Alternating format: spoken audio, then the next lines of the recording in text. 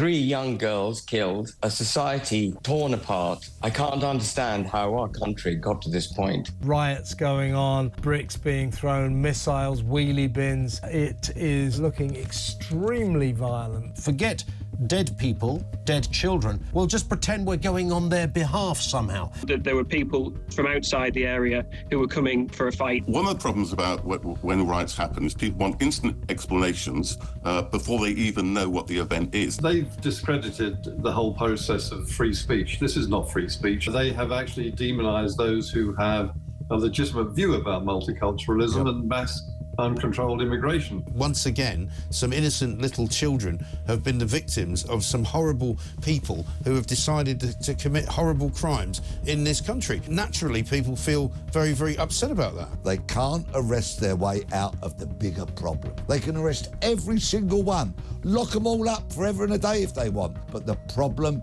is not going to go away. They are wrong to be violent and they are wrong to riot, but how did we get here? This is being filmed by Patrick Hurst. He's a reporter for the respected Press Association, so you can see what's going on here. Angry crowds clashing with the police. Look at this. This is pretty serious stuff. So tensions riding high. The suggestion is that perhaps opportunists are picking on this. Now, they're attacking, or they've been surrounding, a mosque. That is in no way to suggest necessarily that the suspect is in any way a Muslim. We just don't know. I mean, all the police have told us is it's not terror related. They were very fast to tell us this, as I said earlier. I don't know how they know so quickly all incidents are not terror related. But that notwithstanding, that's what they say. But the only other thing they've told us about this suspect, who's obviously under arrest and being interviewed as we speak, not yet charged, is that he's from Cardiff. So that's all we know. So these crowds could be jumping to conclusions about the ethnic heritage of whoever this person is who's been arrested for allegedly stabbing all these people in the dance group. Smoke is now rising from the charming seaside resort of Southport. Riots going on, bricks being thrown, missiles, wheelie bins. It is looking extremely violent there, extremely violent. Police all dressed in riot gear, helmets, shields, truncheons, the lot. I'll read a statement from the local police up there. It says, "We can confirm officers are dealing with a disturbance during a protest in Southport this evening. At around 7:45, a large group of people, believed to be supporters of the English Defence League, began to throw items towards a local mosque on St Luke's Road in Southport. Officers who were deployed are currently dealing with criminal behaviour and violence, with bottles and wheelie bins being thrown at them. As a result, an officer has suffered a suspected broken nose and police vehicles have been damaged and set alight." I think there's quite a few of them now, I can see. Additional patrols are now in attendance, including the dog section. Assistant Chief Constable Alex Goss said, "It is sickening to see this happening within a community that has been devastated by the tragic loss of 3 young lives. In the last 24 hours, we have seen overwhelming support and sympathy from the community and wider Merseyside communities for the families who are currently trying to deal with their loss and care for victims injured during this major incident." And this is not really about racial tension, Rakeem, it seems to me. This is about a community in the north of England who have been the unfortunate recipients of the latest outrage, the latest violent outburst against innocent people, in this case, little children. Nobody can quite believe that anyone would want to stab these little children. We've got pictures of them on the front pages of all the papers this morning. I mean, people are right to be angry, aren't they? Oh, firstly, morning, Mike, and what a truly horrific incident. And I think the release of the pictures of the 3 young little girls, it really strikes home how brutal this incident was. And for me, you're quite right. It's not so much a race relations incident. I think ultimately what we're talking about is unspeakable act of violence.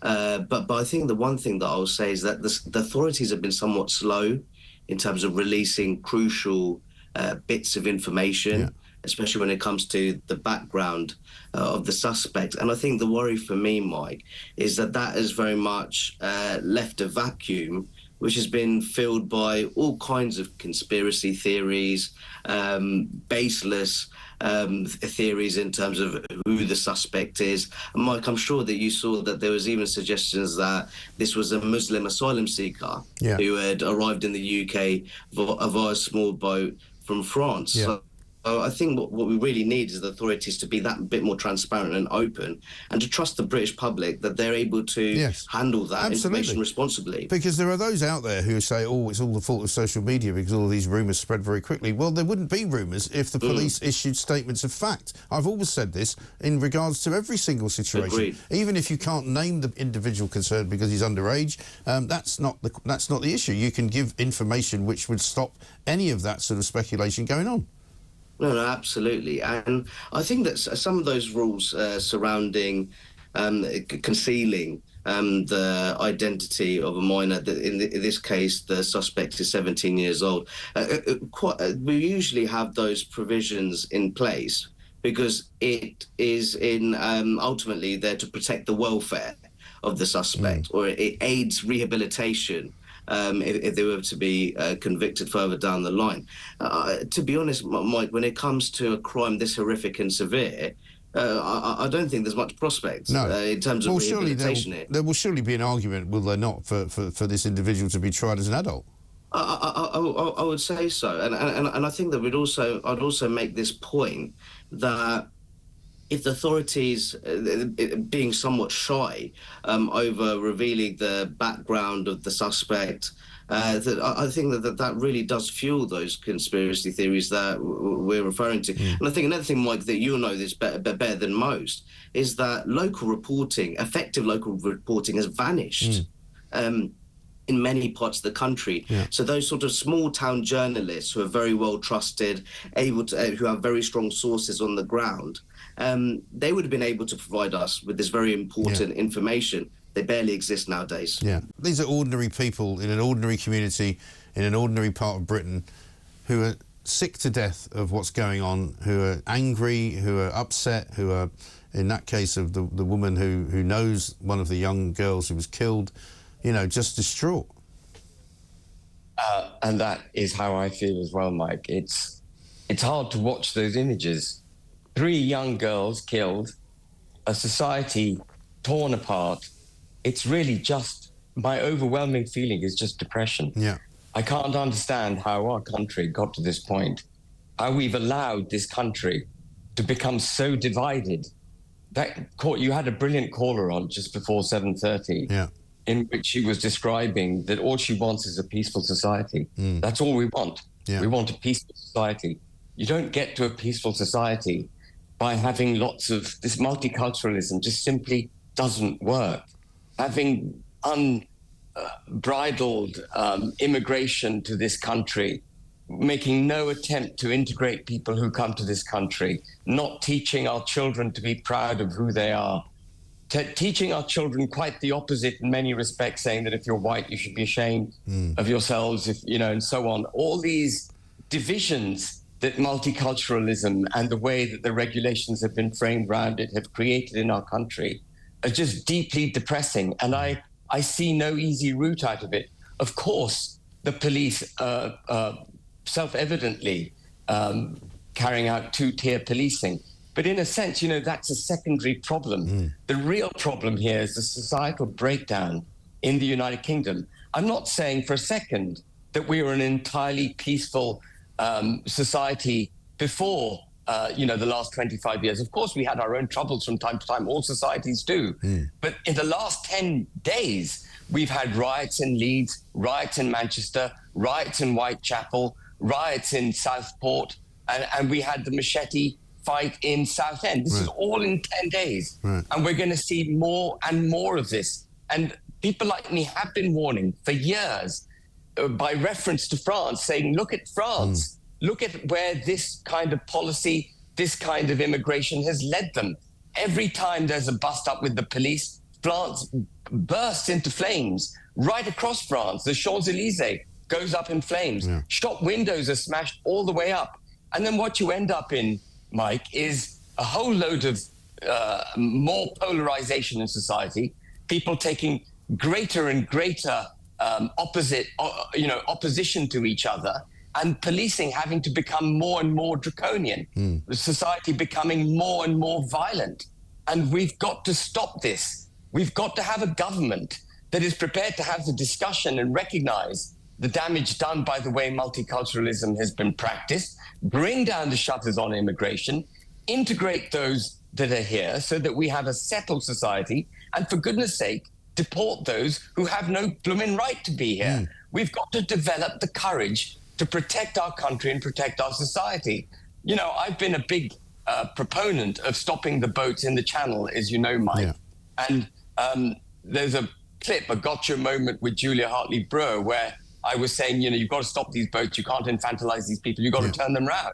But if you don't stop these boats, what you're doing is encouraging people of all dispositions, antipathetic to our country, holding our country in contempt, getting on these dinghies, coming to our country and assaulting us. There could be nothing more uncivilized, Mike. There can be nothing more uncivilized than not policing your borders. It doesn't help the police, in their first sort of statement, put out the idea that many of the people demonstrating in Southport last night were members of the EDL, which, as many people have pointed out to me this morning, hasn't existed for years and years and years and years. You know, and some of them might have been thugs, but an awful lot of them, we've had calls from people who were there when it did all kick off, and once it did become violent, when it did start to turn into something much nastier, they left. But that's not how it started. You know, it ended up like that, but it didn't start like that.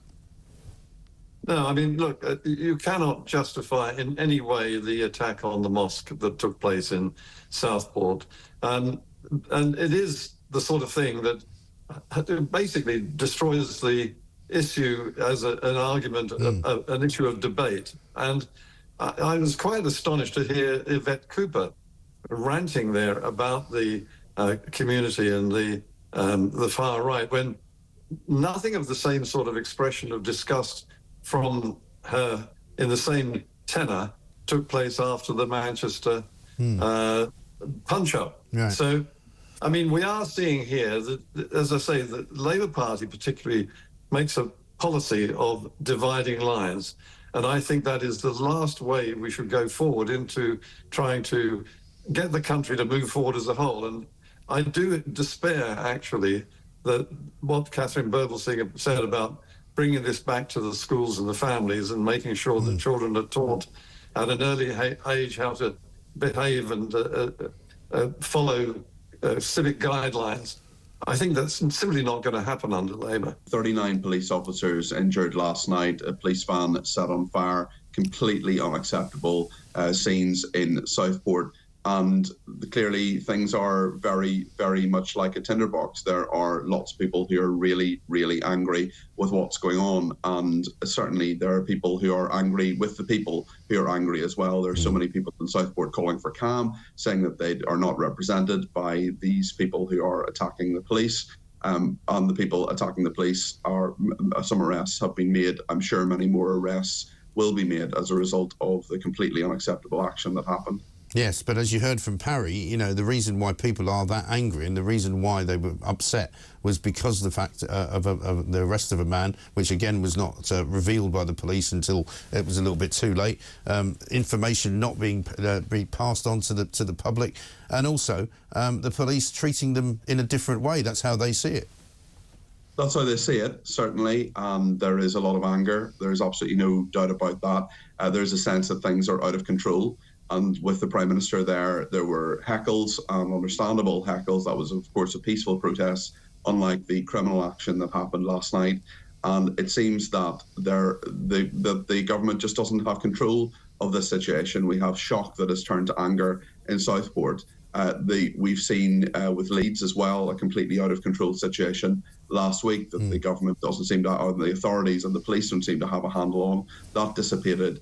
But certainly there are many questions for the government in terms of how they handle the situation in Southport. Does this happen again tonight? Let's hope not. Yes. You know, who are the leaders who can call for calm, essentially? Who are the people who will be listened to? So that is a really big question for the authority of the government, especially when you have a serious number of people who were involved in violent criminal disorder last night.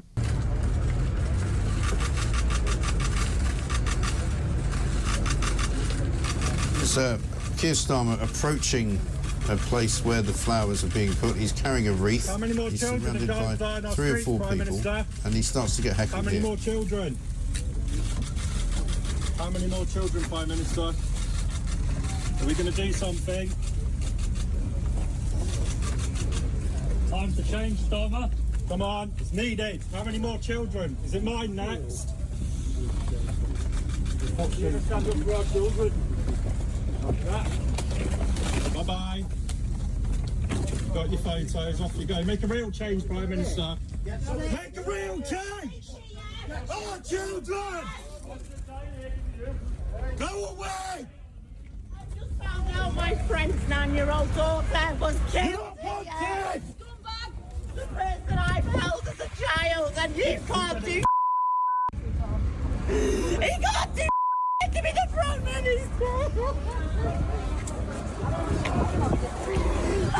I got stabbed 7 times.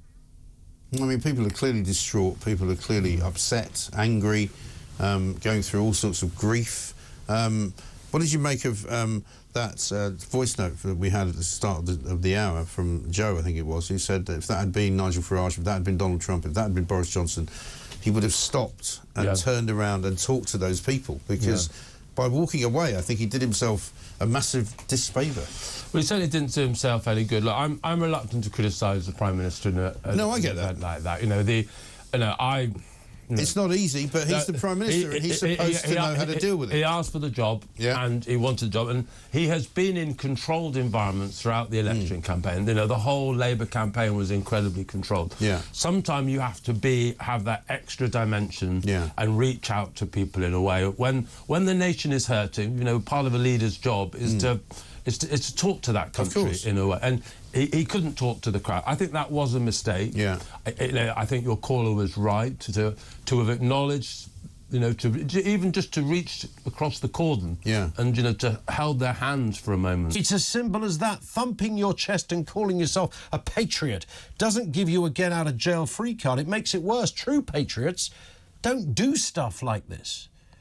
But the police aren't telling us the full story, claim the boneheads. Since when is it the police's duty to update the bottom end of the gene pool about a live, ongoing investigation? Can somebody explain that to me, please? I think there are several problems here. First of all, these extreme right-wingers, in fact, they're probably just drunken ignoramuses who just want to punch up and a pint. They've discredited the whole process of free speech. This is not free speech, and they have actually demonized those who have a legitimate view about multiculturalism and mass uncontrolled immigration. As a result of which, of course, that sort of problem of equivalence is being promulgated, so that those who do have a view are being lumped in with the Tommy Robinson thugs who are giving us all a bad name. That doesn't in any way detract from the arguments that we have, which is that multiculturalism has failed.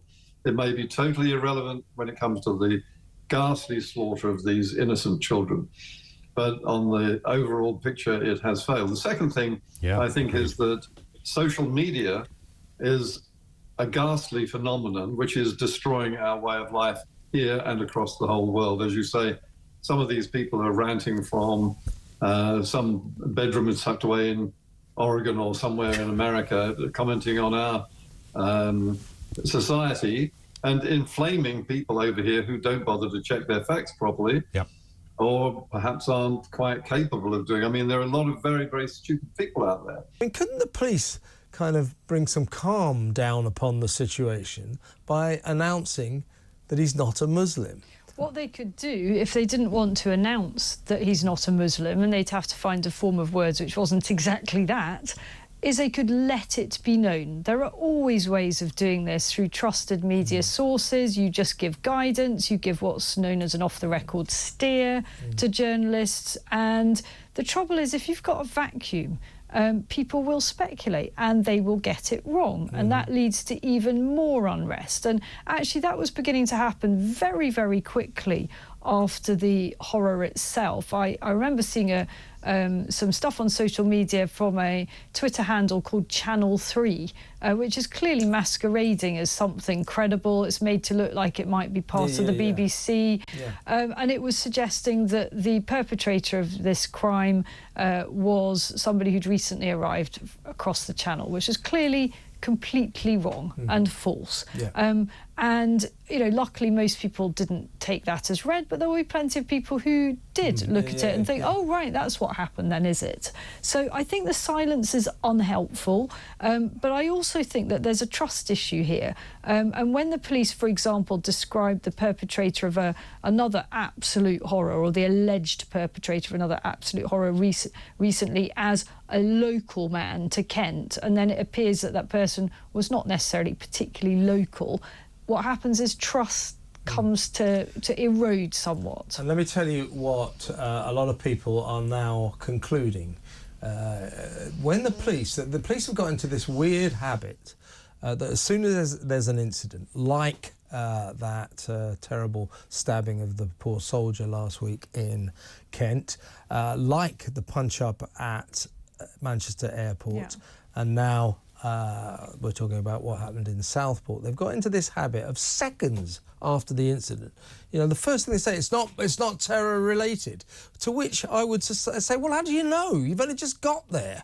So people, rightly or wrongly, are saying, well, when the police say it's not terror related, a Muslim did it. So they've got, the police, I'm not condoning that, but these are the conclusions that people are reaching. So I think the police have got to do something about how they handle these situations. And in a sense, what does that actually mean? It's not terror related. What are they actually saying there? What I read that to mean is it's not something orchestrated by some terror cell in some distant land. This is some individual who is completely crazed, acting on their own volition. That's what I think they mean by that. But I think the phrase is sort of very, very misleading, really. I'm not surprised in many regards that everybody is incredibly unsatisfied with what happened last night. Nobody condones any kind of riots or demonstrations that are not peacefully organised or implemented. But when you see, in the wake of all the pro-Palestine, pro-Hamas protests that we've seen across almost this entire year, almost every weekend, and see the policing that was implemented in those instances, and then look at what happened last night, one has to feel that this is only feeding into the discontent that the general nation is feeling right now.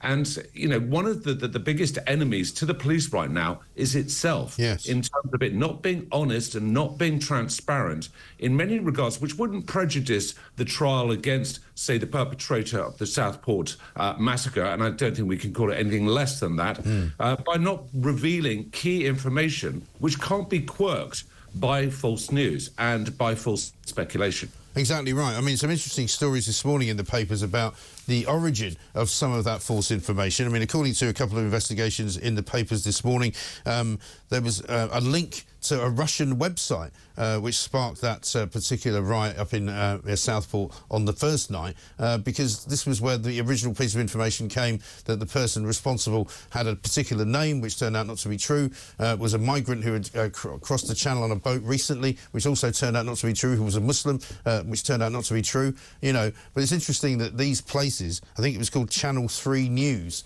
this particular website, that has now apologised and withdrawn the claim. Yeah, well, that's not going to make a great deal of difference, even though, you know, we're fully aware that one of the biggest problems that we have is social media and the amount of information that can move very, very rapidly, like wildfire, from one site to another can be reposted. And that particular instance, that Russian website or supported website, was information that was subsequently reposted by Andrew Tate, for example. And Andrew Tate's got a huge following. So, and a lot of people will listen to him verbatim in terms of what he says. Now, that is the biggest problem. You know, the general public have to be reminded that they have to go to news sources which they can trust. I mean, I'd like to say, you know, you guys at Talk Radio, you are one of the trusted sources. We know there's high suspicion about mainstream media, Hugh Edwards being a case in point. You know, there's a lot of distrust out there by the general public, and a lot of people are going to social media for their news. Now, if the police had released more information, particularly just on the profile of the perpetrator, so that they could clean up some of that speculation, then we may not have seen the riots as we have done outside Downing Street and Southport. And again, the problem with these types of things, I've dealt with disorder and I've dealt with protests in the past, Mike.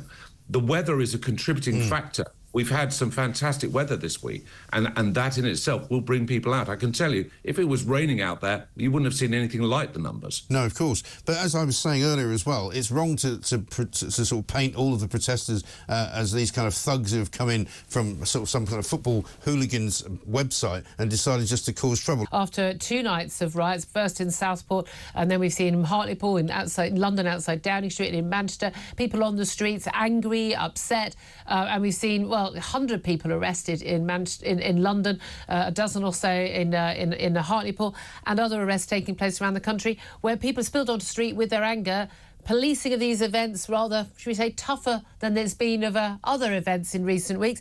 What do you make of people taking to the streets post the Southport stabbings? Is it ever justified? So I thought your caller, Andrew, set a very high bar there for a very sophisticated approach when he said there are 3 ways we should look at this. And I think there's always more than one thing going on, which is why those kind of black and white takes don't really work for me. I think that the anger is completely justified. And I think there's a lot of pent-up frustration because, let's be honest, for the last few years, there's been attempts to gaslight anyone who asks any questions at all about, for example, civil, unrest. People who say, I feel very frightened by seeing these pro-Gaza demos, not the demos, but the fact that they have people on them causing trouble, shouting anti-Semitic slogans, getting away with it. And blatantly supporting violent, murderous terrorists on our streets. And feeling that, just stop oil, prepared to disrupt your everyday journeys, and somehow that's to be ignored. Anyway, you can understand, and just a general sense that mass shoplifting can happen and nobody can do anything about it. The police have seemed to say emasculated, if I can use that word without being accused of sexism, completely robbed of any gumption. So that can be true, and people are angry. And of course, then this absolutely awful tragedy in Southport of children being butchered will bring that out. But at the same time, I don't want to be naive. There are indeed bad faith actors in this. Only too keen. I mean, I kind of call them hard right. I don't really know what else to call them. I do think it's amusing or bemusing or utterly galling that the government want to turn the EDL into a prescribed organisation, an organisation nobody's heard of for years. She's actually likely to act as a recruiting sergeant. EDL hasn't existed since, I think, 2013. But I think it might well emerge now because they're trying to ban it. And this is very important, actually, to pinpoint that it is certain communities, not all. And, as you say, the blanket response from those in authority has been to put their fingers in their ears, to say to people, don't ask awkward questions, don't inflame community tensions. That's always what we hear, community tensions. You all need to learn to get along. But when it is the other side that misbehave, actually, they are the ones that will be sort of dealt with rather calmly. But when it's, the majority, when it is let's put it this way, when it is the long-standing local white communities that have been there for a very long time, who have undergone the process of deindustrialization, who have gone through the poverty, and who have been ultimately the target of a lot of the criminality that's been going on, well, then the police go in heavy-handed. And then out come the riot shields, then come the baton charges. And this is this sense of two-tier policing that you're talking about. I mean, can you explain to me, you talked about Manchester and the scene at Manchester Airport where we saw violent attacks on armed police officers. I mean, you've got to be bonkers, basically, but we saw violent attacks. As far as I'm aware, no one's been charged for that. You know, I think it's really difficult to second guess or to make judgments about the police tactics on the day until we've seen a real analysis of it. You know, these officers are there to allow peaceful protest. And we see this time and time again. We see it in London. We've seen it across the country where officers are charged with allowing peaceful protest and they don't want to be involved. What happened in Southport was an absolute disgrace. It was outrageous the way the police officers were attacked. And at that point, their role changes from from allowing protest and to protecting the community, to protecting themselves. Peaceful protest is an absolute democratic right of our society now, defended to the hilt. There is literally no excuse for the behaviour we saw last night. Vandalism, crying antisocial behaviour, damage to property, threatening behaviour, scaring people in their own homes, quite frankly. There is never an excuse for that. And I would say directly to people who did this, you have no justification for your behaviour. You may think you do, I can guarantee you do not. Harry, what do you make of that? Oh, he's bang on, isn't he? I mean, it's the breakdown of society when thugs go onto the street to vent their frustration because they haven't got the intelligence to realise that a very real message to so many peaceful people will be turned against them and they'll be all dismissed. All those peaceful people will be dismissed as far-right extremists and so on. It doesn't work because guess who's going to have to pay for all that damage? Council taxpayers. And you've got injuries to genuine, decent police officers, men and women with ordinary families, some of which many of which I imagine would have the same concerns as them. And that is obviously with a huge number of uncontrolled amounts of immigration, many of which I'm sure are absolutely lovely, but they are unvetted, a lot of them.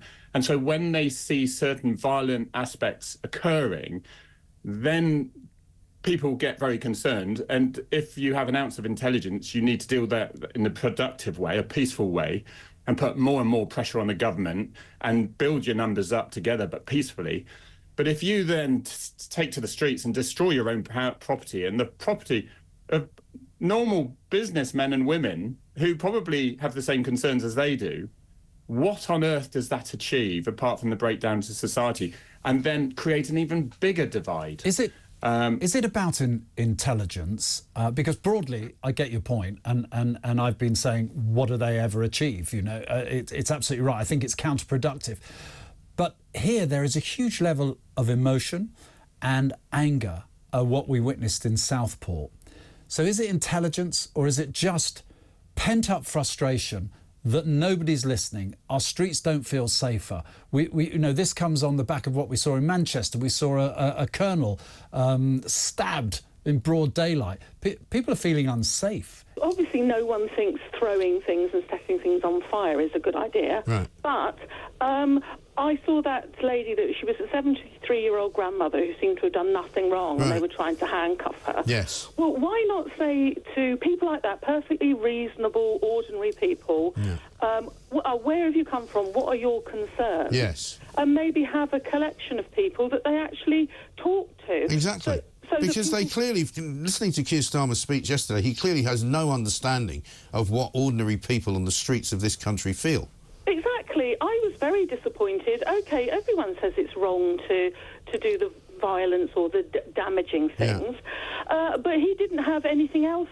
No, he made no concession whatsoever to the fact that people might be a bit angry about the fact that, you know, once again, some innocent little children have been the victims of some horrible people who have decided to commit horrible crimes in this country. And, I mean, naturally, people feel very, very upset about that. Yes, particularly mean, I'm a mother and grandmother. You know, it's horrific, even if you aren't a mother or grandmother. Yeah. But it's just, you know, let the people feel they're being listened to. Yes. Because obviously, and there are other issues, and if they don't feel they've got anywhere to go to speak to be listened to. I mean, I've had issues where I've emailed MPs, and you do get replies, but I think something more significant needs to be done. Yeah, no, I think you're absolutely right, because, again, I mean, there are some very good MPs. Unfortunately, some very good MPs didn't make it into the House this time because they got they lost the election. But, you know, some of them actually do care, but many of them don't get it either. You know, they just kind of write back perfunctorily and say, thank you very much indeed, you know, but this is the reason why we're doing it. You know, it doesn't make any sense to a lot of people.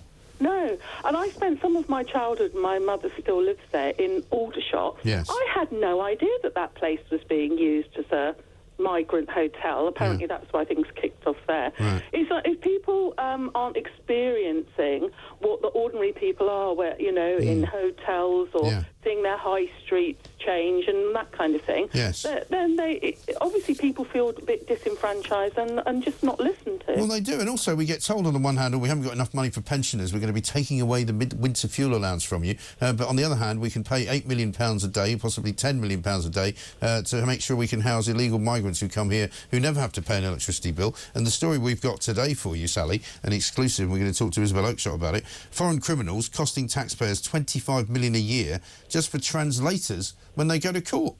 Oh, it's ridiculous. I did work in the NHS, and you have all the different printed languages, leaflets.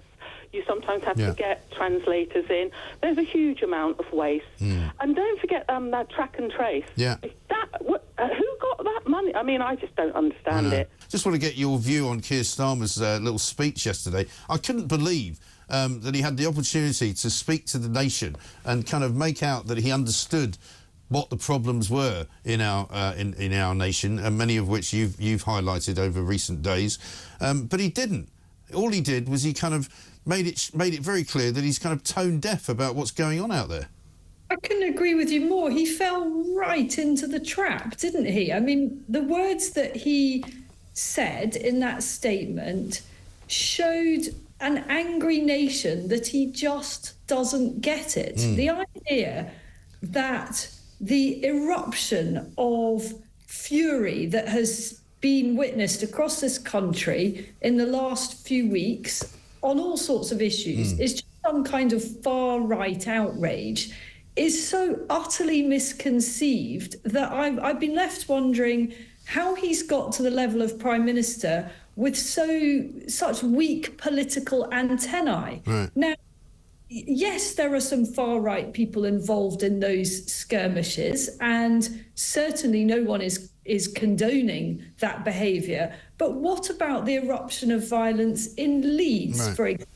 What about the behaviour in Manchester Airport, where, to the best of my knowledge, those thugs, those hooligans that assaulted police officers have still not been charged? While the police officer themselves concerned, well, at least one of them has been suspended and is quite likely to lose his career over what happened. People up and down the country are so frustrated by what they see as one rule for them, one rule for us. And these divisions are not being stoked by the far right. They're certainly not being helped by the far right, but they are felt very, very deeply by an awful lot of peace-loving people who simply cannot believe what has happened and what is happening to our country and the speed with which it is descending. And I thought the Prime Minister did himself and his party no favours whatsoever yesterday. I've been reading things of various veteran police officers like yourself, those who've been part of law enforcement for many a year, who are looking at what's happening, who are really sort of getting that seething discontent beginning to boil over now in flashpoints around the country and saying, this is not going to go anywhere. There clearly isn't political leadership. Sir Keir Starmer stood up, had his opportunity to make a speech, and has, frankly, angered people even more. Where do we go from here? I really don't know, Alex, because there is a massive disconnect between the establishment and the people, I would suggest. And I saw a meeting yesterday where a lot of senior police officers went into to see 10 Downing Street. And I got the impression that these are all people who believe the same thing. Your commentator there said about plants growing in a certain environment. And those police officers have all grown in that political environment where they're just the same. They'll be telling the Emperor that his new clothes, his speech was wonderful. But there is this, they don't think like the people of Hartlepool, of Stoke, of Bolton, where I'm from, and possibly Southport. And so it's a big problem that they're not listening. And a friend just messaged me before and he said, does far right simply mean white? So if any protests occur with white people, does it just simply mean that they're all far right? And straight away they're dismissed. Their views are dismissed without any debate. I'm glad you said that, Mike, but I actually think there's something else in this. I think far right now means working class. And you talk about police who are now sort of brought up in this environment of wokery, let's say. And there is a problem now with social mobility, that there are too many people. I've spoken to various ex-detectives like you, Mike, who have said that we're getting university graduates sitting behind desks who've never been a bobby on the beat, who don't get how ordinary Britons live. At the same time, I would venture that most of our politicians come from that political class. Most of our journalists come from that political class. Long gone are the days when an apprentice hack turned up at, a murder scene with a notepad, scribbling in shorthand and went back to type it up. They all have to go to Oxford and Cambridge and do things like PPE, just like our politicians. And yet, all the stuff we're seeing that people are protesting about, it's the working classes at the sharp end. As a lorry driver's daughter, I saw for myself what real-time wage compression looks like when you have mass inward migration. The middle classes have no blimmin' idea.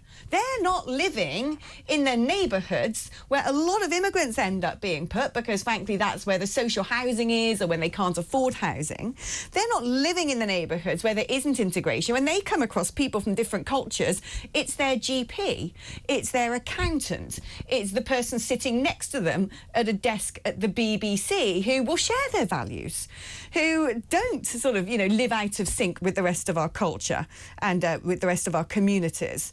And so I think that now this is frankly a class issue, and the working classes, rather than being listened to, are once again being shut down. We've seen this happen with Brexit, when actually it was the people who were left behind who stood up and wanted their democratic voice heard, and they weren't allowed to have that.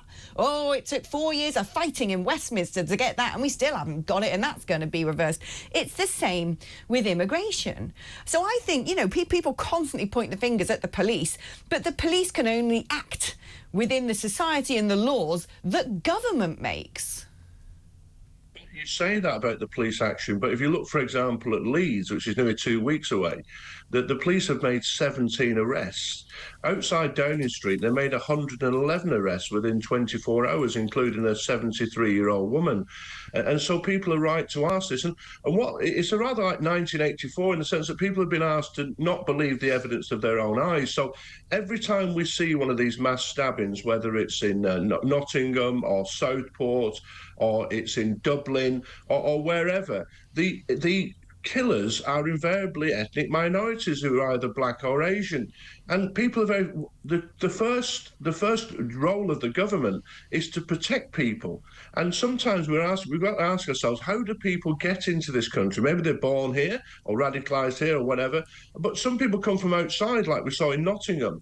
And it's a fair question to ask, what benefit does this person bring and what threat do they bring? And we can only ask, why is this happening? Why are there no white people running around stabbing children with knives? And I think what you're saying is that it's quite a fair comment to make. I mean, in the past, we have seen the Derek Birds of this world and the Hungerford massacres and Dunblane and so on and so forth. We have seen those things happen. Targeting? But I think what we are not doing, and what we need to do, quite frankly, in this country, I think, is start collecting statistics on those things, as other countries do. Now, I was speaking to a good friend of mine, the ex-securities minister, about this, and I said, you must have seen the data on this, right? I know it's not published, but you must have seen the data on this. And he said, it's not kept. How on earth can we actually plan for better security? How can we look for trends and see if they do exist and have an adult conversation, even if it's not publicly, even if it's internally, privately, behind closed doors, if we're not willing to accept that what you're saying, people are using their own eyes as evidence, they're using empirical information by what they're reading and seeing when there's a stabbing, when there's sort of, you know, drugs, crimes, whatever it may be, that what a lot of people are getting a sense of is these are not necessarily people who were born here to British parents or born here at all. The violence is inexcusable. There is no excuse for it. However, what I find frustrating is that when it comes to acts of violence, acts of radicalisation, acts of anger, rioting, all of these sorts of things, there seems to be a conflation that if you try and analyse the reasons as to why people are doing it, that people seem to think you're justifying it. And as you know, I enjoy debate. I enjoy questions. I enjoy you telling me I'm wrong. I enjoy you telling me that I'm right.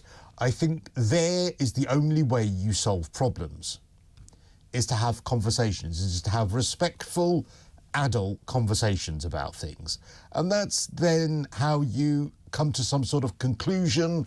Perhaps you find some middle ground, perhaps you disagree, but without those questions and analysis, you never actually get to the bottom of some of the problems. Now, there are some people who aren't worth saving. There are some people, when it comes to violence and disorder, that you're never going to be able to get through to, right?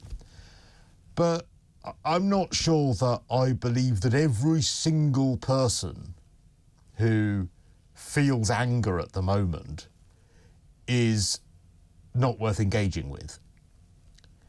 And I do believe that there is an anger out there about what people see as double standards, because we saw unrest in Leeds, where the police didn't seem to do as much as they could. We saw unrest in Rochdale when it was released, you know, those videos about the airport violence that took place, and subsequent videos as well. We saw, you know, unrest in the streets of Whitechapel in London. We've seen all sorts of unrest where there has been a pretty robust response, or a lack of robust response, I should say. Whereas in this instance, there's been a very robust response. So I can understand why people think, well, hang on, what's going on here? Has this been two-tier, as people say? But there's something else I want to say. People are really, really angry about what happened in Southport. And I know that we can't go into major details about the suspect, but they're furious. They're really, really furious about what happened. It's almost been the straw that broke the camel's back. And wrongly, completely wrongly, I don't want to live in a country where someone who is of a different ethnicity gets attacked in the street, or where people who want to pray in a mosque, if you want to pray in a mosque and that is your bag, you go for it. I don't want a society where we attack people doing that. But when it came to the 2011 riots, I remember hosting radio shows where there were the 2011 riots. And it was so easy, it would have been so easy for us when it came to those riots to have said, they're just criminals, they're just violent criminals, and that's it. There's no hope for them, they're violent criminals, they hate society, they are awful, that's that. When it came to the Black Lives Matter marches, again, it would have been so easy just to say, well, they're all just violent, awful disorder. They hate anyone that is not on board with Black Lives Matter. They're hateful. They've been radicalised. It would be so easy to have said that. When we talk about things like knife crime, we can really easily dismiss knife crime. We could say, well, that's it. They're just all violent. They're just all terrible offenders. They're awful. And they all need to be locked up. But when it comes to those sorts of issues, we take a more sophisticated view. Rightly, we should. So when there were the 2011 riots, obviously you focus on the violence and how awful it is, but then a lot of people will say, well, hang on, no, but you need to look beyond the violence. You need to look at why and how we got to that situation. You need to look at why people feel like they are not a part of society, that they want to be violent. And undoubtedly within that, there are some people who are beyond help. But there are some people where you say they are wrong to be violent and they are wrong to riot. But how did we get here? Look, I'm not going to join the chorus and the Sir Keir Starmer finger-pointing and name-calling, because he doesn't get it. He doesn't get it. He doesn't get it. But at the same time, the problem with this is, and those people who wreck it for everybody else, those who did join and want a sort of peaceful protest and have their voices heard, because nobody has been listening to them for decades now, decades. But when it turns into thuggery, vandalism, burning cars, burning police stations, it actually gives the opposition, it gives governments the right to then ignore us. It actually helps them say, this is nothing but thugs. Yeah, and, you know, two things can be true at the same time. You know, you can have this thuggery, which none of us condemn. You know, what's the point of burning up our infrastructure when we've got no money and that's causing the problem? And we need more police and more police cars and more police stations, and here we are destroying them. That's absolutely abhorrent and ridiculous and defeating the actual issue at hand. But at the same time, it can also be true that there is a massive group of people in this country who feel completely ignored. Nobody's listening to them. And Keir Starmer did not help that with his speech in the week, where he completely ignored the issue, did not accept that there was an issue, and blamed everything on the far right. I mean, you and I are far right now, obviously, because everybody's far right. They need to invent a new term for me. If the rest of the population is far right, I don't know where I'm at this point. Exactly. And this is because the centre is no longer the centre. The centre is now far left. Yeah. So if the centre is far left, everything else is far right. Niall, I'm so sorry what has happened in Sunderland. It's just been a horrible 24 hours, but I know people have been cleaning up as well, and the community has been coming together. Can you just kind of talk me through your last 24 hours in terms of what has happened? You're a public representative. Just tell me what's happened in Sunderland. Yeah, thank you, Peter. Thanks for having me on. So I represent Millfield, which is the ward in the city centre of Sunderland where a lot of the trouble has been over the last 24 hours. We were obviously aware in advance that there was going to be some protests. It's not the first time there's been protests in the city. But as the night wore on last night, it was becoming clear that it really was verging into rioting. So police helicopters were out until about 1 in the morning. You know, people were being asked not to go into the city centre. The messages and footage that was coming through on my phone and through social media was, people smashing into the walls of buildings, breaking windows, setting buildings alight, setting cars alight. So really quite troubling to see in the city centre, and verging into some of the more residential districts as well in Millfield. So, I mean, credit to the police. They were out with the sort of the riot shields, and they stopped it descending into real violence. I know at least 3 police officers have been injured. So and quite a number of arrests as well. 8 arrests. Yeah, there have been arrests, and I'm hoping, because there's been so much footage of the criminal activity, that there will be further arrests, because the police do that, Niall, don't they? They go away and they look at the footage and they try to identify people. We've seen in other parts of the country that there have been photographs put out for people to identify them. And then tell me about this morning, Niall. What happened then? Yeah, so I joined a huge crowd of people this morning from about 7 a.m. To turning up with brushes and shovels to clean the streets, basically. And actually, that was really heartening. I went to bed last night feeling really quite depressed about the city and about, the scenes that you're showing on screen now. This is not the hometown that I'm familiar with, which is a peaceful, and I mean, people know the Northeast is a welcoming and friendly place. This is not representative of what it's like to live here or visit here. And But when I went out this morning, you know, there was crowds of people exactly where that car's on fire now. I was stood there, you know, 7 a.m. this morning amongst a crowd of people with brushes and shovels who turned up to like clean the city up. And actually, I have to give credit to Sunderland City Council, who had been working through the night. So actually, if you go out in Sunderland now, if you walk through the city centre, the place is almost back to normal. There's been a great effort by the council and by local residents to tidy it up.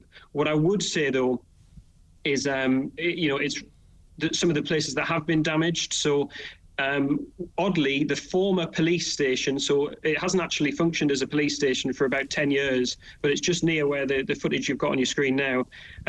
All the windows of that were smashed in. Anybody who's lives in Sunderland knows that hasn't been a functioning police station for a long time. It's actually just offices. So who are these people then that are involved in the violence? Are they local people? Are they not local people? We've heard of spikes sometimes in train tickets about people going to different places. Sunderland may well have been one of those places. I mean, what's your sense of that? It's got to be a mix, because there are, from the footage we've seen, there are some local individuals who have been identified, but the organisation of this suggests a lack of knowledge of the city, because the places that were targeted, the former police station, no longer in use, has been badly damaged. The little police office on Waterloo Place, which it looked like was set on fire last night. Going down there this morning, actually that little police office has survived, but what was completely destroyed was the Citizens Advice Bureau next door to it. So it seems that it wasn't a coordinated protest or march or anything like that. It was a sort of loosely organised mob violence that targeted inappropriate buildings and didn't seem to be particularly well manned or organised. So my suspicion personally, I mean, it'll take a while before the police are able to investigate it, but that there were people from outside the area who were coming for a fight, basically. Well, let's go first live to David Huntley. He is the chief reporter for the Chronicle newspaper. He covers Sunderland for them. David, I know you've had a big night, and I know you've been reporting as well this morning. Can you just talk us through what has been happening in Sunderland over the last 24 hours? Yeah, well, things were turning pretty ugly last night from what was supposed to be a peaceful protest. Descended into chaos, basically. There was some pretty ugly scenes. It wasn't nice at all. A lot of racist rhetoric dished out, violence on a mass scale. Bricks being thrown at the police, shops were looted. It just escalated, really. So when did things start, David? How did they kick off? I wasn't there at the beginning. What I understand is that it started quite quietly, but then all of a sudden things escalated. There was a car was overturned that was set alight, and from then on it just went above and beyond. Really, it was pretty intense. So just describe to me what you saw last night. Then talk me through your evening essentially when you arrived. Well, when I arrived, the first thing I saw was the car that was overturned on fire. There was just people standing around watching it as if it was a bonfire. There was, round the corner, there was a police car completely smashed up. That was just abandoned. All the windows were put through. Riot vans everywhere. Sirens, constant. Helicopters overhead. And just smatterings of groups of people, you know. It was just a really disorganised sort of mess, really. It was awful. Who are these people? Are they Sunderland locals? Are they people who've come in from outside? We've heard a lot over the past while right across the UK, these riots, that there are people apparently going there wanting a fight, or at least to protest anyway, or a fight with the police. What's your sense of this, David? There's definitely an element of that. From what I saw last night, there were a lot of Sunderland locals. I know that for a fact, but I did hear people talking about getting buses in, I'm pretty sure there's people who are going around to these so-called peaceful protests, basically just to kick up a bit of a ruckus, you know. What about the police response? What was there? Because the police in the area are presumably not really used to dealing with this kind of trouble.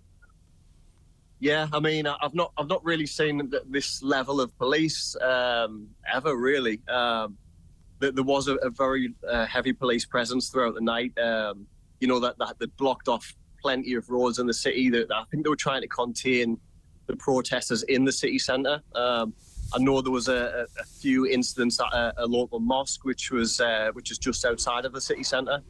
Mainly, it happened within the city centre, though. And I mean, the police tried their best, but what can you do when there's pockets of violence sort of springing up all over the place, you know? Am I right in saying that a Citizens Advice Bureau was set alight? That was one of the premises that was set alight. I'm not sure about a Citizens Advice Bureau.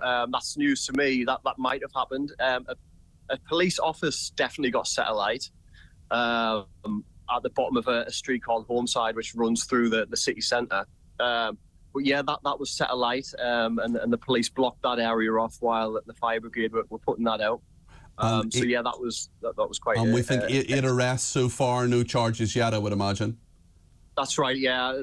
As far as I know, there's been 8 arrests. There's going to be a media briefing by the police at around 11:30, so hopefully we'll get a bit more of an insight into what's happening at the moment. As far as I know, there's no charges or anything yet. But yeah, but it's maybe a little bit early for that.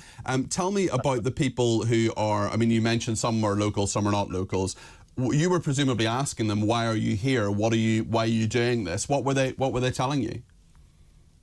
It was just pretty blatant that they were just there to cause as much disruption as possible. I mean, the majority were drunk. There were cans of lager strewn across the floor. They were basically there for a fight. I mean, the amount of like racist talk I heard was insane. I've never heard anything like it. It was just so blatant and out and about. And I've lived in this city my entire life, and it made me feel completely and utterly ashamed of where I'm from. So yeah, I think the majority of people who were protesting came to smash the place up and came to have a bit of a fight with the police. What about locals and the fact that people who just want to live their lives like you, like the community you serve, David? What's been their reaction overnight? Because we've seen pictures and heard about a clean-up operation. Actually, your Twitter was the one that informed me of it first, actually, David. Tell me about that. Yeah, well, although I say I'm ashamed of what I saw last night, which I am, I mean, the community really has come together this morning for this clean-up operation.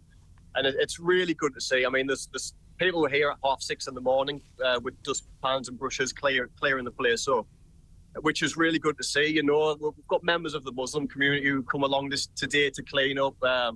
We've got church members who are coming to the clean up, and pubs opened up and they're serving coffees for people. And it's just worlds apart from what was around last night. And what happened last night it shouldn't be a reflection of Sunderland as a whole, you know, because it was just a minority of idiots. I'd spent yesterday, frankly, just addicted to trying to find out what was going on. And I know full well now that if you sit there and you watch a news channel, other than this one, you're not going to find out what is going on. And, you know, frankly, because of all of these things, people can post things in real time that are happening around them. And I saw scenes that made me feel absolutely disgusted to the depths of my soul with, you know, men going about shouting the P word, you know, throwing things at mosques, kicking in shop windows, dragging a man out of his car. I saw a video of a guy, a Muslim guy, who's been here all his life, just saying, you know, I'm a taxi driver and I'm scared, I don't want to leave my house. And I thought, that is so abhorrent, that is so awful.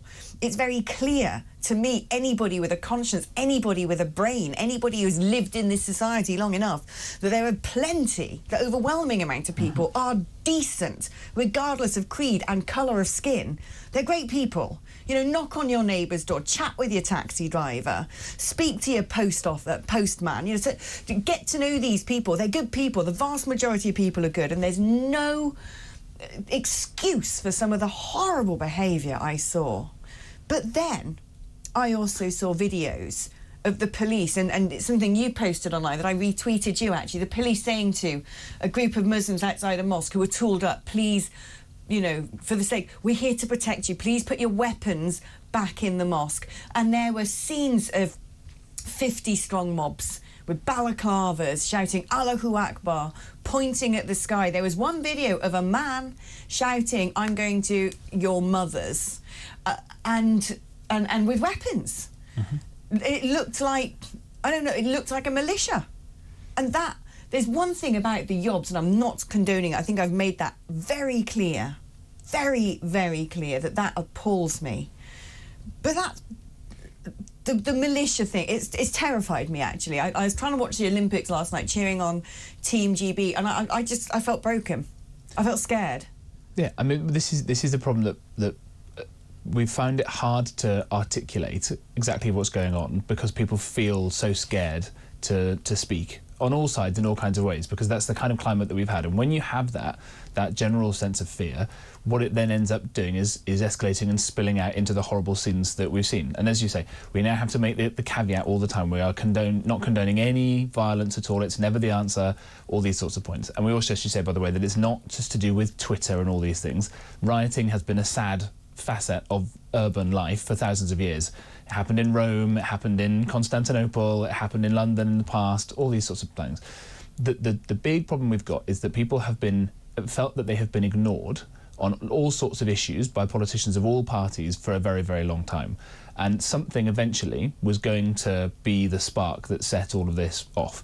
And it's been one of the most tragic stories we've heard. It's been these 3 lovely little girls killed by some horrible person.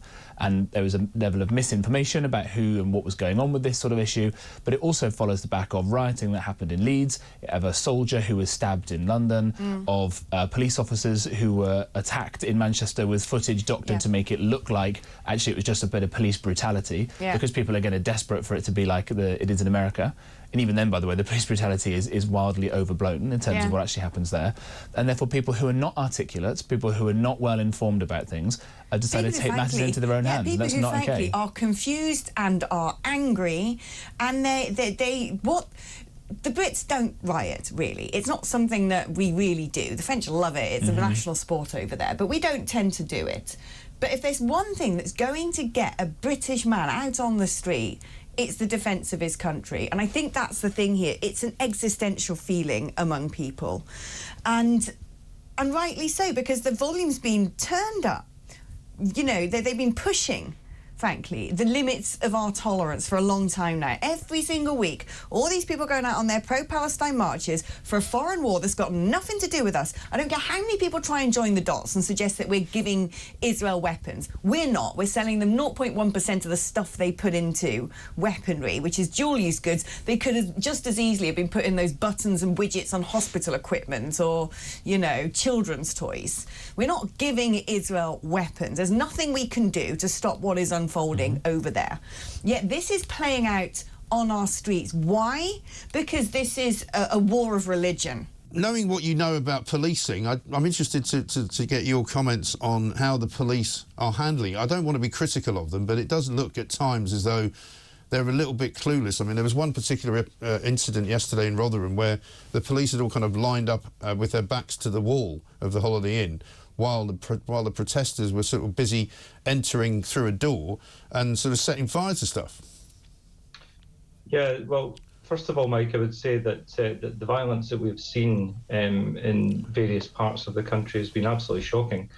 And the police have got an incredibly difficult job in their hands, not least because resources will be very, very stretched at the moment to try and bring this under control. I think at last count there was 10 different locations across predominantly northern England where we've seen this disorder break out. So there will be difficulty in terms of specialist resources and having the sufficiency of those resources. The officers that you see and that we're seeing on the screen now are specialist resources. They're not ordinary beat officers, they're specialist public order officers, and there's a finite amount of them to go around. Right. And also I was listening to the commentary yesterday from various people, some of whom were ex-police officers, saying in situations like this, these public order officers will come in at the beginning of the day and they'll still be there at the end. They don't kind of get relieved on a shift basis. They're just there. So they must be getting pretty exhausted as well. Yeah, it's having been a public order commander over the years, it's one of the key considerations is resilience and well-being of the officers. So they will have been on duty for an awful long time, and you can see the sort of barrage of violence that you sort of taken. Well, this is actually the incident I was talking about, where they're standing with their backs to the wall, and they seem to be just a massive target for people to throw stuff at. And it seemed, when I was watching the commentary on this yesterday, one of the police experts was saying, you know, that's not what you should be doing, because you're basically showing yourselves, you know, sort of in front of an angry mob, inviting them to kind of chuck stuff at you. Yeah, and it's very difficult. I mean, I wasn't there, so it's very difficult, and I wouldn't want to sit in my comfortable armchair and criticise other public order commanders. But it does seem to me that engaging the crowd to some extent, there comes a time where standing back and invoking the tactics that you see on the screen, actually it comes to a point where you need to do something far more robust and more proactive and actually engage the crowd. But again, you know, the tactics that will be used by the police commanders there will be very cognizant on a number of things, including the resources that are available to them. You alluded to, you know, custody provision. You know, how many arrests can they make? Yes. What is the custody provision? And there'll be a massive coordination process ongoing throughout the UK to try and deal with these issues. The public order officers that you see, the custody provision, is there sufficiency? Where is it going to be? The investigation, because let's not forget that there will be a criminal investigation behind this. Right. People will be subsequently arrested and prosecuted, not necessarily at the time. But the maintenance of safety, the prevention of violence, and some of these shocking scenes that we see here, those will be the key considerations. And if what we're seeing there is, you know, people have broken through police lines, they've gotten into the accommodation. Tactically, I think the police in this case will have to be asking themselves some questions today in terms of where the tactics. I mean, certainly it looks as well as though there was quite a delay in getting the police to Rotherham. I think the local police didn't really estimate what was going to happen, didn't know what was going to happen, and when it did kick off initially, there weren't really enough police to deal with it, and so I think it was about 3 p.m. before presumably these guys, the riot squad, actually arrived. Yeah, so coordination of resources is important. Responding to the inflow of information and intelligence will be absolutely critical here, because it's such a fast-moving event, and we've seen how quickly it spread. I mean, when I looked at the first outbreak of disorder on Tuesday night, I think it was last week in Southport, I had a horrible feeling this was going to spread. It had all the hallmarks of a flashpoint event that was going to spread to different parts of the country.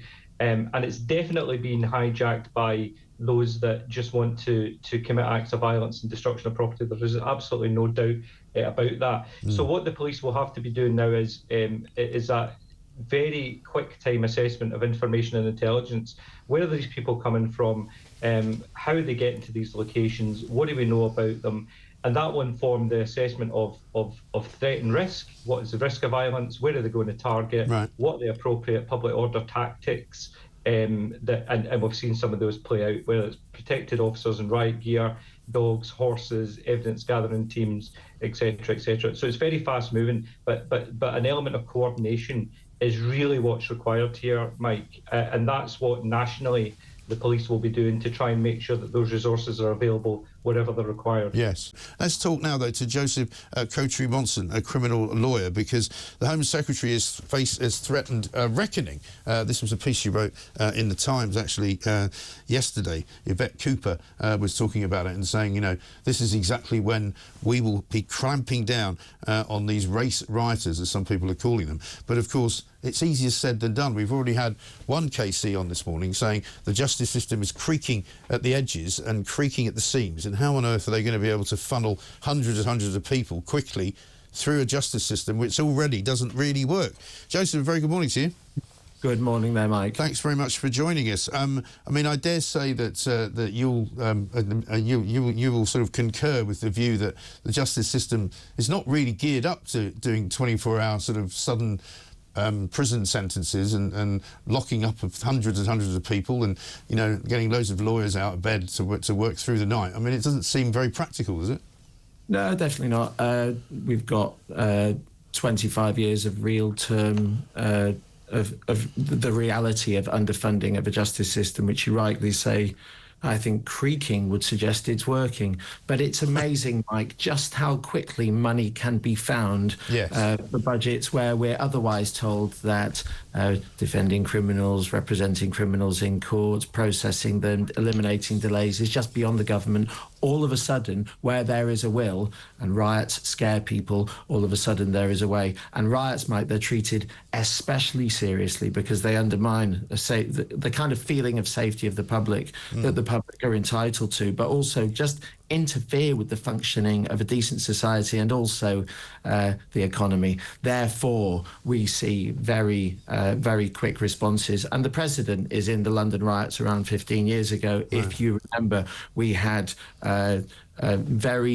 first of all, we had new sentencing protocols. People went to prison to reflect the sense of public outrage, but also cases were dealt with speedily and summarily, not in all cases, but in many. And that sent an immediate message. We will see something similar here. Right. And so, I mean, how will it actually manifest itself? Will there be a court set up specially for dealing with these people, which I think is what they did in 2011, wasn't it? Yeah, basically. And you see it in all types of circumstances because crime is something that is a function of activity, and where the activity is national, for example, where you have violence which is expected inevitably at big football games, even if it's only a small amount, you have special police arrangements and sometimes even courts. We have Saturday courts as criminal lawyers already which exist so that we can deal with the Friday night lunatics getting drunk on the street, bashing seven bells out of each other. And yes, we saw in the riots around 15 years ago, we saw not just new sentencing guidelines that were passed around the country between judges so they knew what to do and what government and the public expected in terms of sentencing, but also special arrangements in terms of making sure lawyers were there. And yes, the money was found. Isn't it amazing? Yeah, isn't it amazing? Yeah. But you know, the other thing that people don't talk about is one of the reasons for some of this trouble, and I know that an awful lot of it is just people wanting to jump on and sort of have a fight with the police and burn down a few buildings and generally loot and be horrible. Basically, an awful lot of the feeling of people around the country, though, is that there was a certain lawlessness creeping into British society. You know, there was shoplifting going on all the time. People were not being punished for that.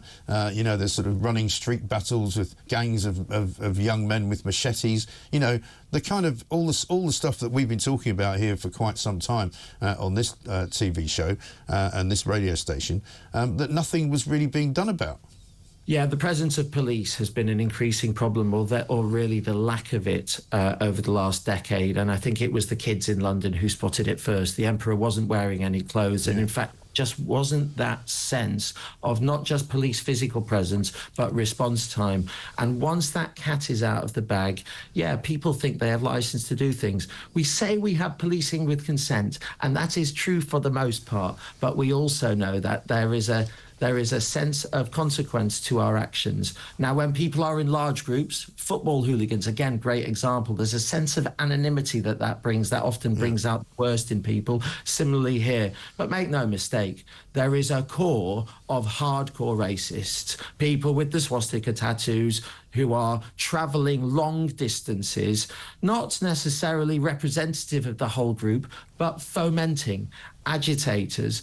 For those people, the presence of the police or otherwise, these are career thugs. They'll be doing something else next week. Well, they might be, but they also quite enjoy fighting the police. And I mean, the problem is that as long as the police are there to be fought, if you like, they'll keep turning up to have that fight because that doesn't put them off either. But yeah, I mean, there's no doubt that there is a legitimate debate to be had here around migration issues, but sadly, it's been hijacked by a bunch of thugs, and they are criminal thugs who have just turned up to cause trouble, burning down children's libraries, attacking mosques, attacking hotels with migrants in them. Now, I'm sure that a lot of the British public would be rather cheesed off about the idea of paying for a lot of people coming into the country who are staying in these hotels. But they're here, and we observe the law. We've got a great history of providing shelter for legitimate migrants who come here. We've proudly attracted and welcomed migrants for hundreds and thousands of years. But are there a lot of people out there who feel that things have gone too far? Well, yeah, a sizable number.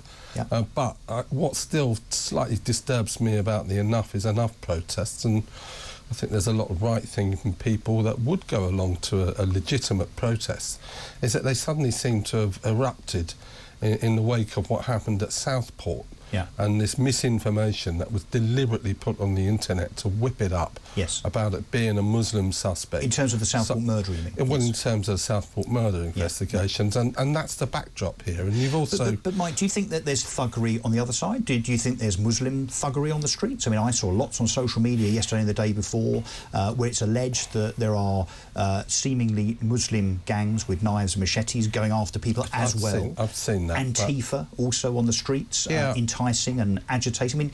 I mean, I'm not suggesting that condones or outweighs the far-right thuggery, which definitely exists. I'm just saying, is there a balance here? Is that actually there's thuggery on both sides of the divide here? Actually, I think in this instance, it's the far-right that have unleashed it.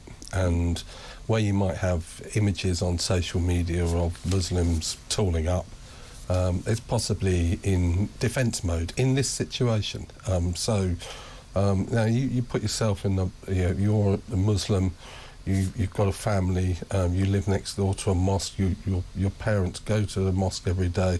You're going to be pretty worried about what's... Yeah, exactly. Before we go to a break... If you tool yourself up, then in those circumstances, it's a bit more understandable than turning up. And I hate... And one thing I've got to say... I'm not sure tooling up can ever be condoned on any side of... Talk about national pride. What I hate seeing... I love the Union Jack, and I die for the Union Jack. Yeah. You know, it's you think it's been desecrated? It is in the name desecrated. of when I see anarchist symbols on the Union Jack, as we saw yesterday in the photographs from Rotherham, it makes me sick. There seems to be an awful lot of misinformation, disinformation, and you can watch it now as we see the cars screaming around a roundabout in Birmingham, not far away from Jess Phillips' constituency, but there's no police to be seen anywhere. So, I mean, I'm sorry, if you're going to pretend that there is no two-tier policing, I'm afraid this would suggest absolutely the opposite is true. Let's talk to David Collins and find out what the temperature is up in the north of England. David, a very good morning to you. Good morning, mate. Thanks very much for joining us. It seems as though most of the flashpoints were Birmingham, Belfast and Plymouth for some reason yesterday, but I get the sense in a way that you don't really know where it's going to hit next. You don't really. There's a sense that there's a kind of lawlessness going on in the country, and you know, if you said to me tonight it will be 3 other places which were completely random, I would believe you. That's right. I mean, I think I'd say the weekend, it's quite heavily focused in the North and Midlands, I'd say, at the weekend. But then we've seen, like you say, you know, we've seen Plymouth now, we've seen Belfast, Darlington, and it's interesting how it's kind of, a lot of it seems to be driven by social media. You know, we've had people in the office trying to track where all these are going to happen so we can deploy reporters, and it's really difficult. You know, there's 20 to 30. I think on Saturday we had up to I think it was 25. We had potential protests in towns and cities. So you know, it's happening everywhere, really. Right, and some of them are, you know, go off without any problems at all. We've been speaking to an awful lot of people calling us, of course, and we spoke to a guy in Rotherham yesterday who was saying how terrifying it was to be living in Rotherham, in the council estate, where it was all kind of kicking off, because in the end the protesters ended up being kettled into, you know, this housing estate. And he said, you know, the cars were getting damaged and people were running around rampaging, throwing bricks and smashing windows. And he said in the end we were all standing outside our front doors with golf clubs to make sure they didn't come in. Conversely, had another caller from Portsmouth who said we had a very peaceful rally where we marched around for about 2 or 3 hours and then we went to the pub and everything was fine. So you just, you know, it's impossible to know, as you say. It is. I mean, it's a real...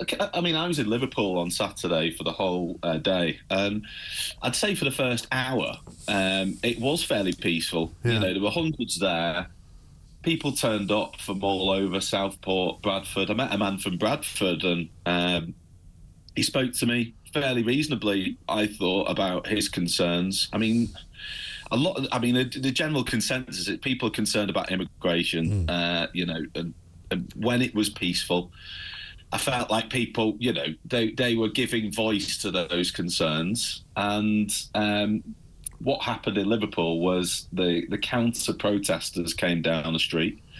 The police, for whatever reason, God knows why, they allowed them to come down from another part of the city onto the waterfront and clash with the protesters. Now, that really did ignite it. And for the next, you know, 2 to 3 hours, it was complete chaos, violence, bottles, chairs being thrown.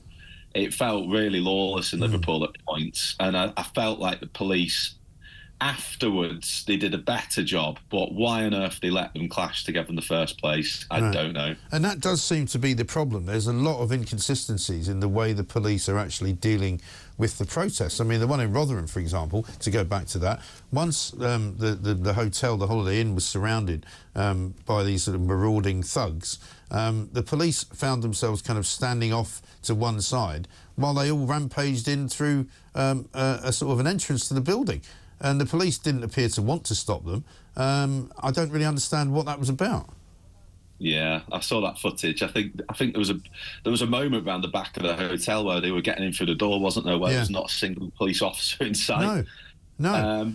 And watching what we're watching now, which is the area of Birmingham, where sort of Muslim men were walking around last night, patrolling almost, and looking for trouble, looking for. They go into a pub at one point, beat a guy up.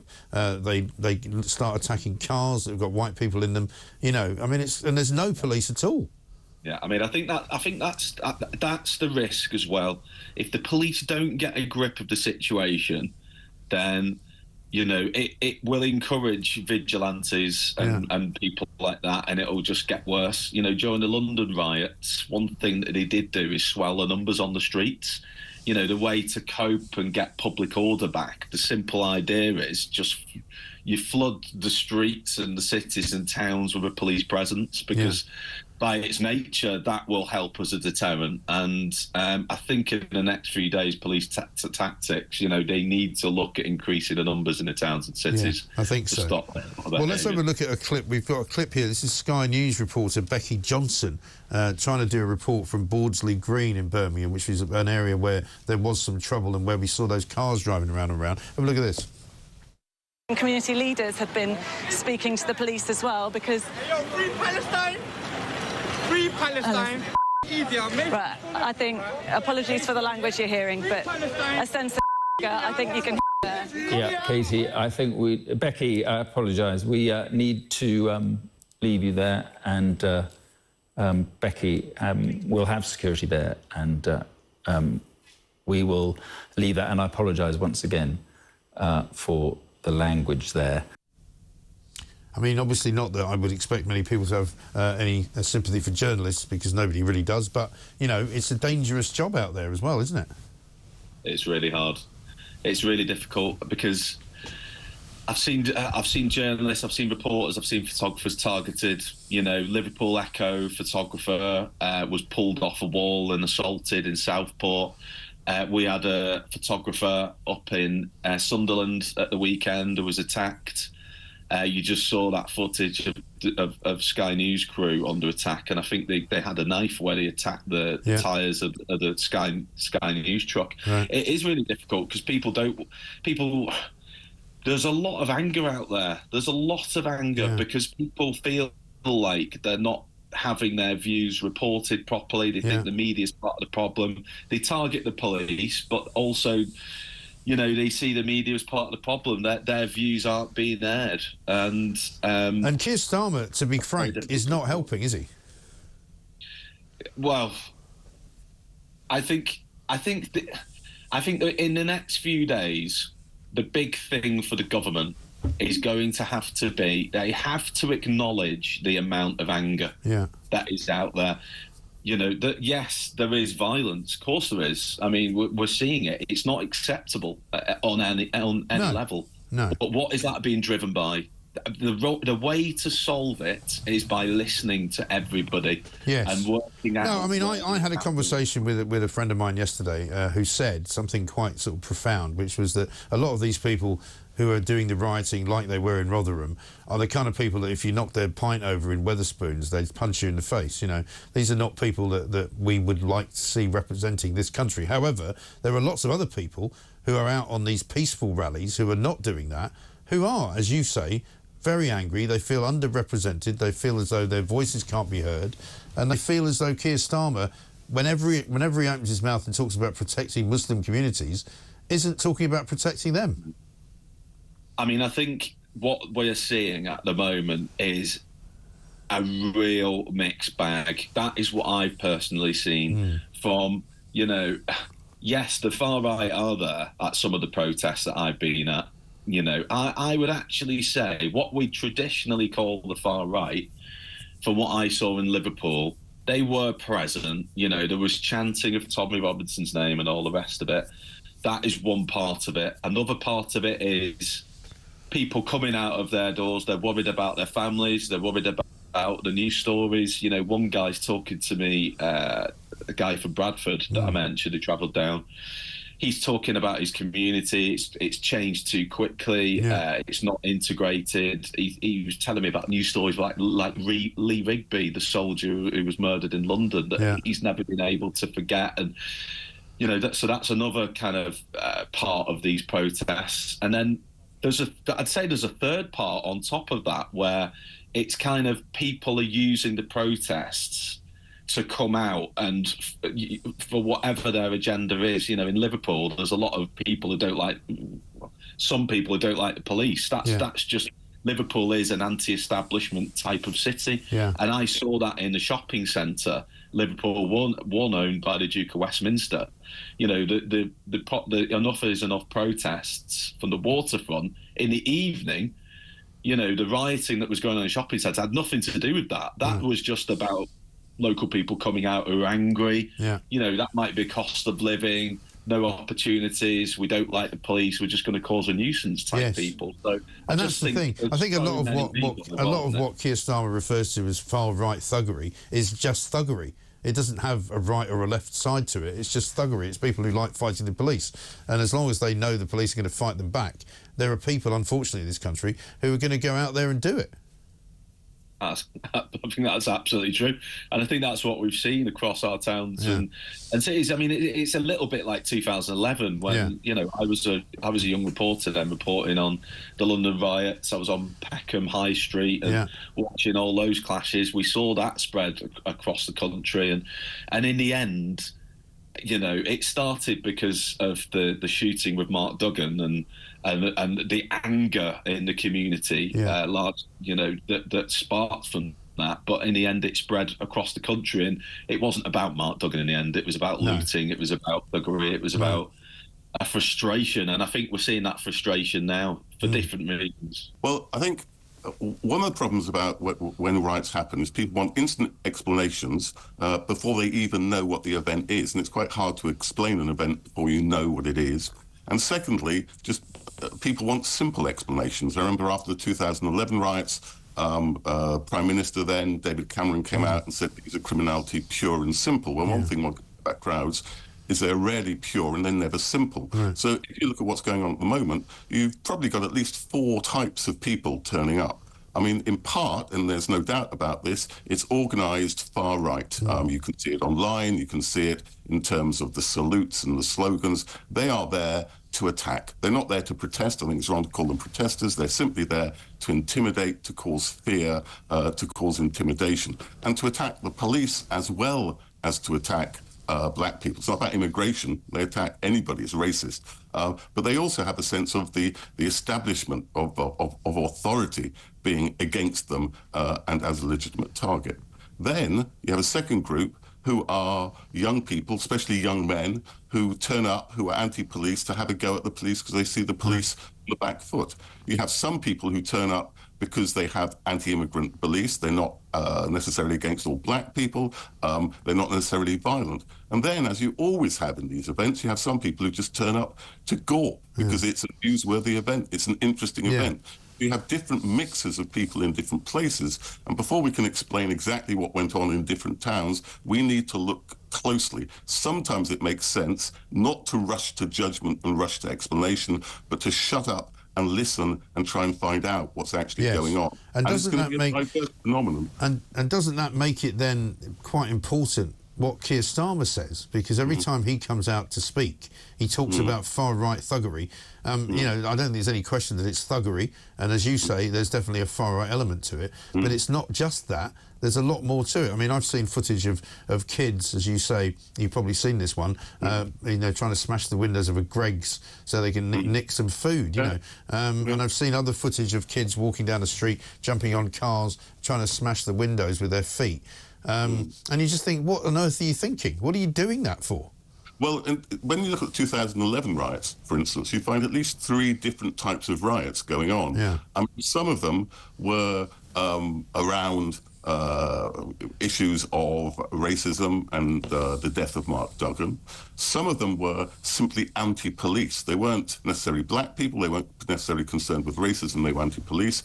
And some were what you might call class riots. They were against the rich. And then the other thing is, what you often find is once the police are driven away by a riot, then you get opportunists who come in and who loot. So again, these are quite complex events and quite complex dynamics.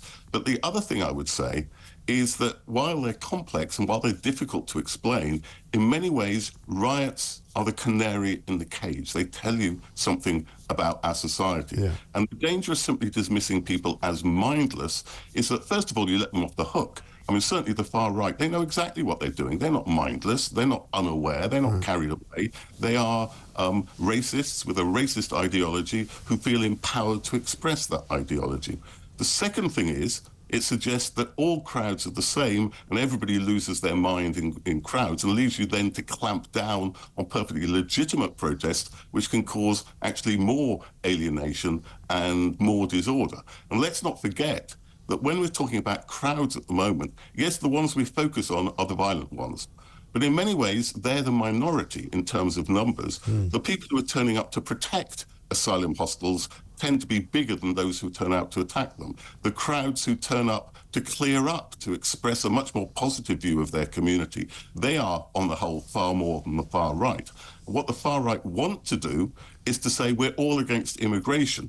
And the danger is by focusing too much on them, you give them credibility. Actually, if you look at the broader polling, I mean, for instance, one really, I think, quite striking statistic is that if you ask people, are they concerned about living next to an immigrant, in the UK, only 5% of people say yes. The lowest number in the Western world. We're actually, on the whole, a fairly liberal country. And the danger is, if we represent things so we only see the negatives, we allow the far right to say, oh no, we're an anti-immigration country. So we shouldn't... But I think having said that you shouldn't oversimplify things, I think you've just been found guilty of doing that. Because, of course, when people ask questions like that to people, they don't tend to answer in a negative way because they don't want to be thought of as being very, very horrible people. And there is definitely an issue. There is definitely an issue, though, Stephen, in this country, where people are concerned about the levels of immigration. There is definitely an issue there. It's come out in all sorts of ways. You saw 6 million people voting for Reform UK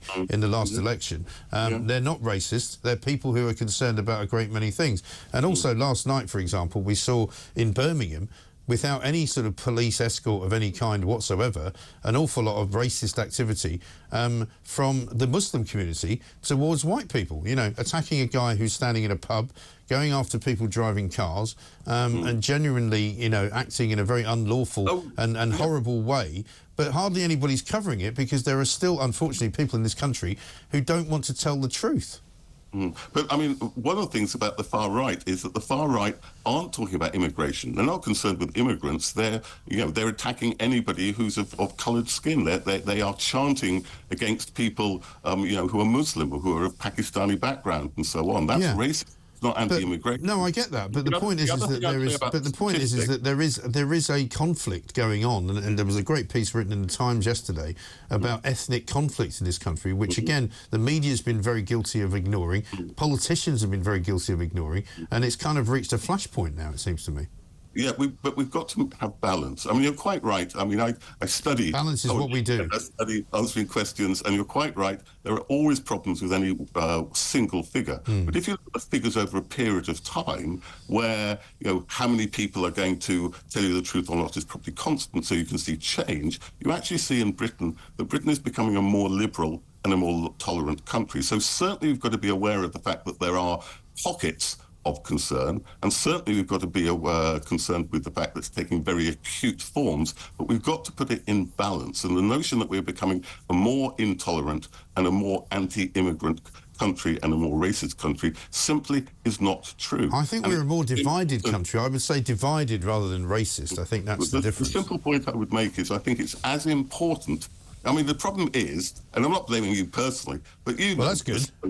I know you know the slogan as well as I do, that if it bleeds, it leads. If you get violence, if you get a conflict, you're more likely to see it in the mundane acts of solidarity that happen within communities, the mundane acts of kindness that happen in communities. And they're still the majority. Yeah, they are. But I can tell you, Stephen, that for the best part of the last 3 to 4 years, I've been doing these shows here where people have been telling me about their concerns about asylum seekers, illegal migrants being put into hotels in their towns, changing the face of those towns, and they've been reacting to that. And this has been going on for a very long time, and nobody has wanted to answer their questions. And what I hear an awful lot of now is people saying, we feel like we don't have any voice. We feel like, you know, the world around us has changed, and they feel powerless. Now, they may not be justified in saying that. If you want to make that argument, you can, but that's how they feel. No, I'm not saying that. And actually, you've picked on what I think is the real underlying point, which is that of trust and a sense of control. Yeah.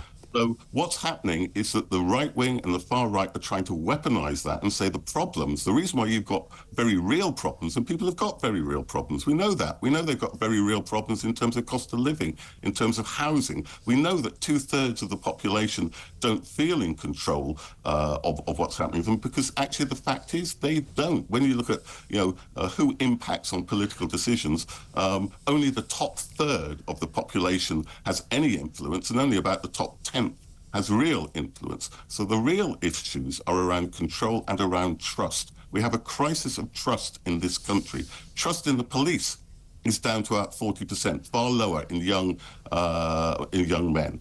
Trust in government is down catastrophically. It's below 30%.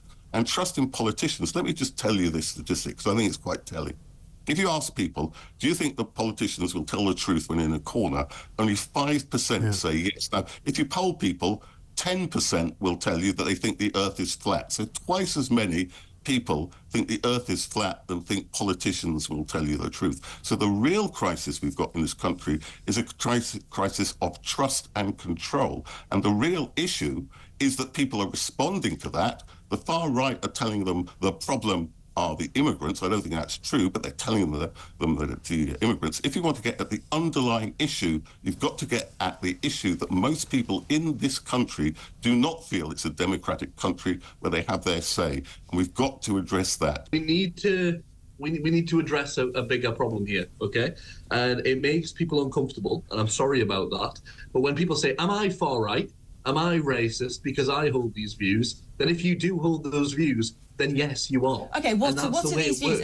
Where do we define this? Because when this began, right, there's definitely a hardened, vile core of people going out right now, mobile around the country, trashing our country, defiling our flag. That I agree with. But this started, actually, with a huge caucus of people concerned about uncontrolled immigration. No, is that a far right? It didn't start with that, Alex. It didn't start with that. It started with lies and misinformation from people who seek division. You know, Andrew Tate...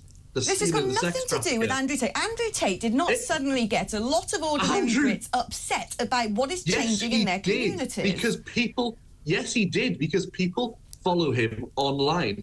He's the most searched man on the internet. I worry These that young people men like you. I worry that people like you have swallowed your own narrative to the extent that for some reason you cannot see the wood from the trees. You have spent so long gaslighting us that problems we see happening in our society don't exist and that they are our fault, and you're doing it again. You are repeating that language and that narrative. When are you going to go into listening mode and understand, actually, that discontent comes from something?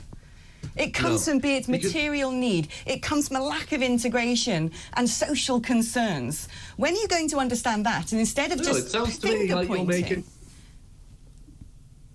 It sounds to me like you're making apologies for racism and fascism. Of course I'm not. You idiot. Listen, I've told you there is vile things happening that differ. Why are you bothered about... Get him off. I don't want to listen. I do not want to speak to a man, frankly, who seems to have a pathological problem with the truth.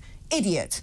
This is why we're not solving the problem, Tim, because you can't talk to them. You cannot explain to them that there are people in this country who are really upset with the way society is, without him turning around and saying that somehow I am condoning or inciting the violence happening, which I'm absolutely not doing.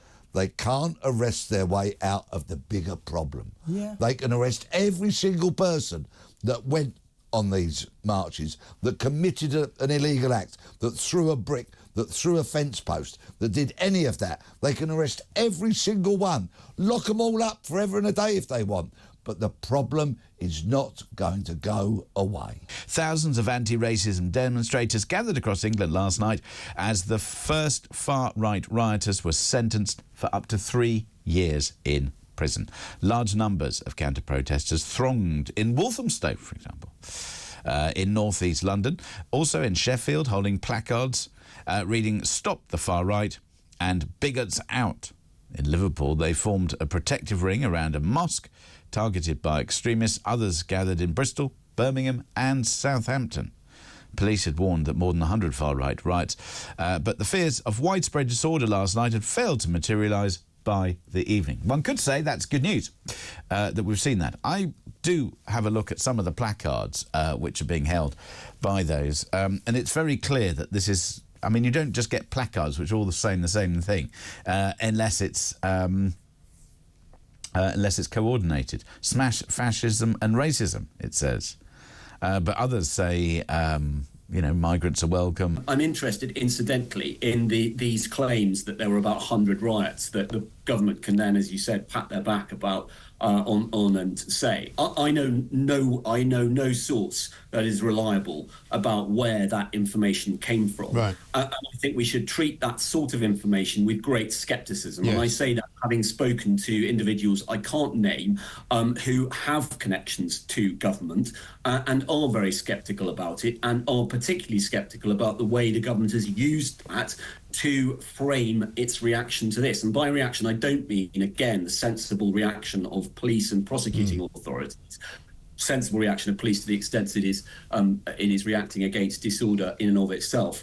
I mean the other policy agenda that might follow from this, particularly concerning social media and censorship. Yeah, because it was extraordinary to see, you know, street signs, street shops being boarded up, you know, premises being emptied, lawyers getting calls to say you better move and get your people out of the office, people in kindergartens being told come and get your kids early. You know, there was this kind of slight hysterical tone to the way the police were saying we're expecting a lot of trouble tonight, and of course when there turned out not to be any, they could sort of claim some kind of victory. It all sounds a bit weird to me, if for want of a better word, and it's almost as though that list that was put out there for a specific purpose without necessarily anyone really knowing that it would happen. It's a very interesting picture this morning, isn't it? After all that hype of, you know, potentially up to 100 different locations of anti-immigration riots last night, and then